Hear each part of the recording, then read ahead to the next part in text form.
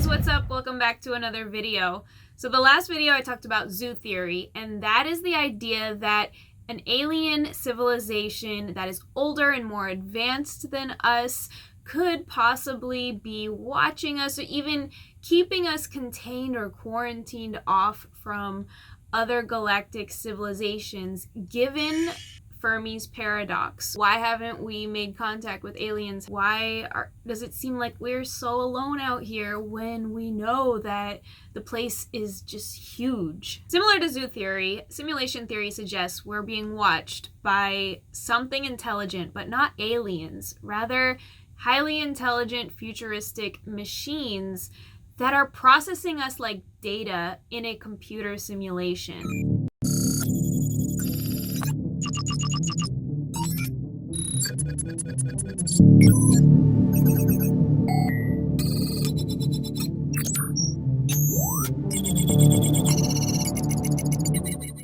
Imagine in the future at some point when humanity has had its time on Earth, so to speak, and basically every species gets the boot.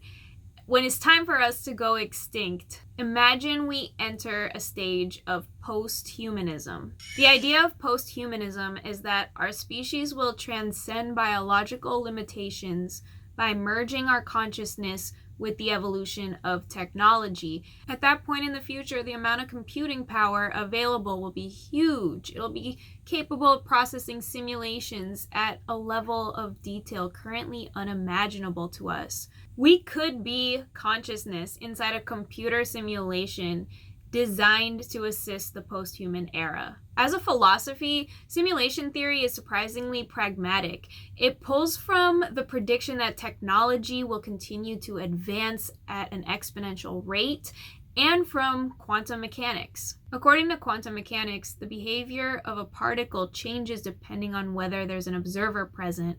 When you're not looking at something, it's not even there, in other words, because it only exists in your mind. In philosophy, this is known as solipsism, or the idea that the mind is all that we know to actually exist. Human beings are like processing invisible data, the building blocks of life, pixels in our matrix we can't see. The closest we've come to understanding them is the concept of quarks, which are units of electromagnetic energy that make up protons and electrons.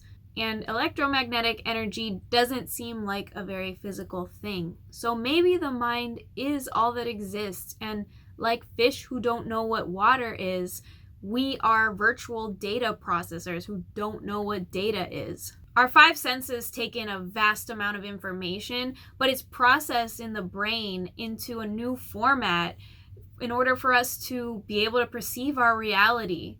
So it could be argued that we are living a virtual reality. A virtual reality or simulation only needs to appear real enough to fool its inhabitants, who don't know anything different from their own experience. Maybe our future creators who put us in the past see us as computer-generated Sims, even though we see ourselves as completely real.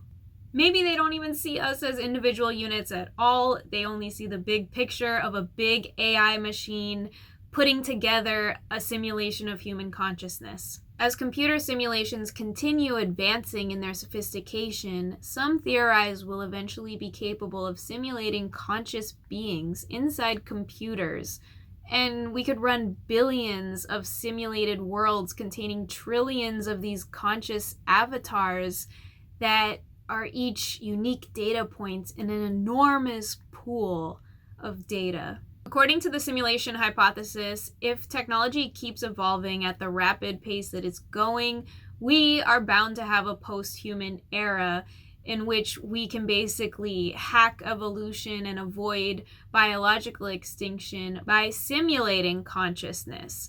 If you're not convinced we could be entering a post-human era in the future, take a look at some of the things that are happening in the world of technology right now.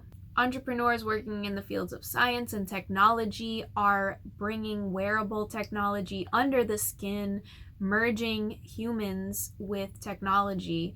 There are even companies today developing the technology designed to upload our consciousness to the cloud, relying on the assumption that at some point we'll understand the brain well enough to be able to simulate all its aspects and make digital copies.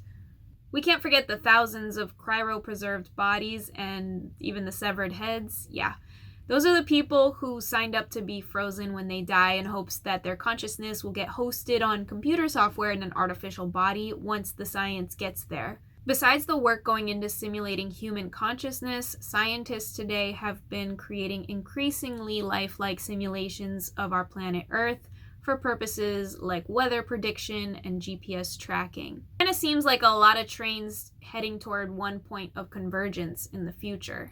Well, in the past and the future coming together. In his paper, Are You Living in a Computer Simulation?, Oxford philosophy professor Nick Bostrom proposed we could be in an ancestor simulation created by a civilization in the future wanting historical data on consciousness. This suggests that in the future, humans won't think to write books or shoot documentaries, but they'll think to run a simulation so they could have a stream of data input into their technology. Our whole world as we know it could be code streaming through to help the post-human technology to function in some way. To put forward his thoughts on ancestor simulation theory, in his paper, Bostrom outlined 3 possibilities. The first possibility is that the human species goes extinct before reaching the post-human stage. In this case, we are not currently living in a simulation. The second possibility is that any post-human civilizations won't run a significant number of simulations in their evolutionary history. So in other words, even if we did reach a post-human era, there's the possibility we don't run ancestor simulations, and if that's the case, then we're not currently living in a simulation. According to Bostrom, the third possibility is the most intriguing one. If we are living in a simulation, then the cosmos we're observing is just a tiny piece of the totality of physical existence. The physics in the universe where the computer is situated that is running the simulation may or may not resemble the physics of the world that we observe. He goes on to say, it may be possible for simulated civilizations to become post-human. They may then run their ancestor simulations on powerful computers they build in their simulated universe. Such computers would be virtual machines, a familiar concept in computer science. Virtual machines can be stacked. It's possible to simulate a machine simulating another machine and so on. If we do go on to create our own ancestor simulations, this would be strong evidence against possibilities 1 and 2, and we would therefore have to conclude that we live in a simulation. Moreover, we would have to suspect that the post-humans running our simulation are themselves simulated beings, and their creators, in turn, may also be simulated beings. Reality may thus contain many levels.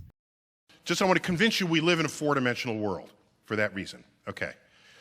It may be that these 4 dimensions are manifest to us, but that in fact we are embedded in a higher dimensional space. And string theorists on the frontier of this exercise are hypothesizing at least 10 dimensions to account for everything we see in the universe, even if we do not directly measure those dimensions themselves. So if we're actually 10 levels deep in our dimension, we can't even see the next dimension above us. That might add some weight to this simulation theory. To come full circle, if we are computer simulations, then this could be an answer to Fermi's paradox as to why, given the huge probability that alien life exists, we haven't been contacted, at least not that we know of, at least not in a formal way where anybody can get on an app and talk with an alien, okay? We could be just left alone because we're essentially serving our purpose just by being here and running in this simulation. Whoa, what do you think about simulation theory? How possible is it that A, the physical world isn't really there, and B, we live in some sort of matrix designed to simulate human consciousness and preserve it for the post-human era? Be sure to check out my video on zoo theory if you haven't already. It's another attempt at answering Fermi's paradox. Thanks so much for watching to the end. Please like this video if you liked it. Subscribe if you're new. I will catch you guys in another video. See you soon.